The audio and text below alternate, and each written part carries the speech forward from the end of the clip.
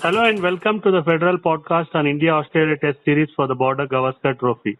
I am Aprameya. On day 3 of the 4th Test in Ahmedabad today, India scored 289 for 3 thanks to a fine 100 by Shubman Gill and an unbeaten half-century by Virat Kohli.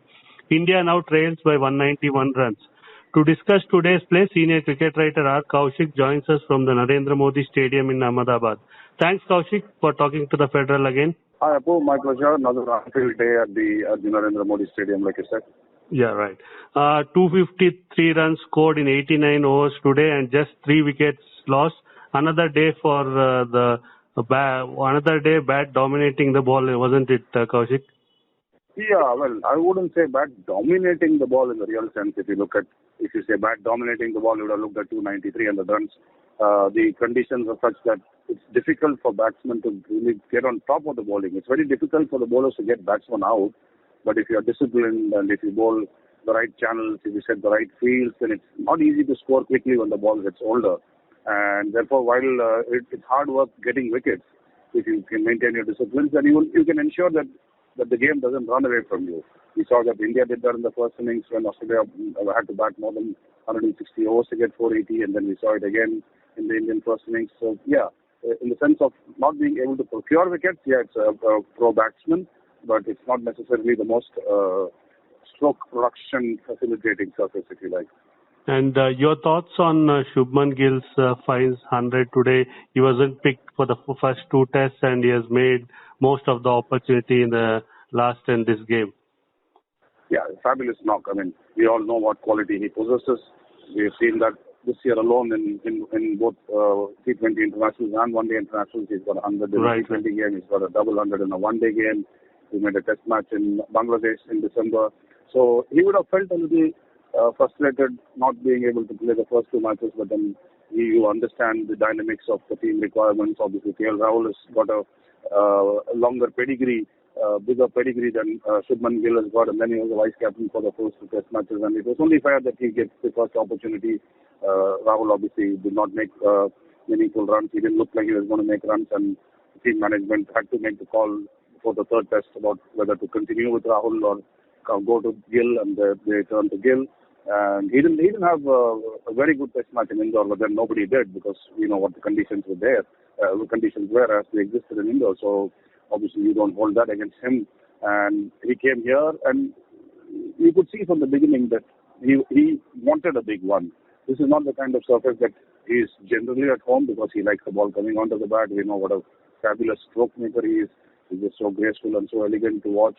And he makes use of the pace that comes from the bowler, and this track did not give him any pace to work with, so he had to make his own pace, he had to bide his time, he couldn't hit the boundaries that he normally does, and given all that, and the fact that he probably thought he had a point to prove to himself that he could bat and he could bat long in these conditions, I think he'll be very satisfied with the knock that he played. He came to the press conference of the evening and he was asked about playing for 6.5 hours and facing 200 balls, and he says that is something that he's always wanted to do in Test cricket, and that hopefully this is the beginning of something that will help him to go on to greater things. Nathan Lyon called him a special player, and we could see why the Australians are so fond of Gill, the batsman, because he scored runs against them in Australia in completely different conditions, and today he had the measure of the conditions. This is not the kind of pitch where you will be troubled too much, but you can get frustrated and you can lose patience if you're not able to score quickly like Gill likes to score. So to curb that instinct and to address it and to bat like a proper test match batsman, like a proper test match opener, it was very heartening to see. And one more heartening fact was Virat Kohli hitting an unbeaten half-century. He's batting on 59. Looks good for a big score tomorrow.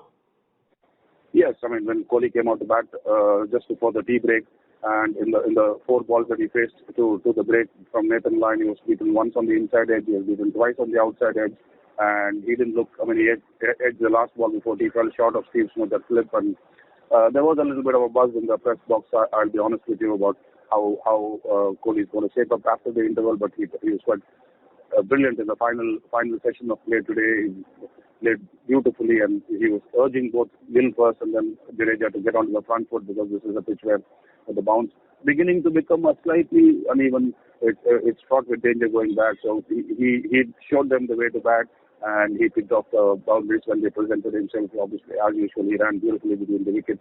He was busy, and when he had to play time and he had to keep out the balls that deserve the respect that they merited, then there was no frustration. He just built his innings quite nicely. He batted at a nice tempo, and who knows? It's been 3 years and a couple of months since he made 100. Maybe tomorrow's the day. And talking about Australian bowling, would they have done anything different to get more wickets, or it was that kind of a day where conditions were like that? Yeah, conditions were like that. I thought Steve Smith's captaincy was once again excellent. He has told us after the inverters how much he loves captaining in India, because he says it's like a game of chess and you got to keep moving pieces. And he tried so many different things. The fields that he had 2 men on the offside and 7 on the onside, out of which 5 were in a ring. A couple of them in a catching position, a couple of them saving singles. He did everything that he could as a captain.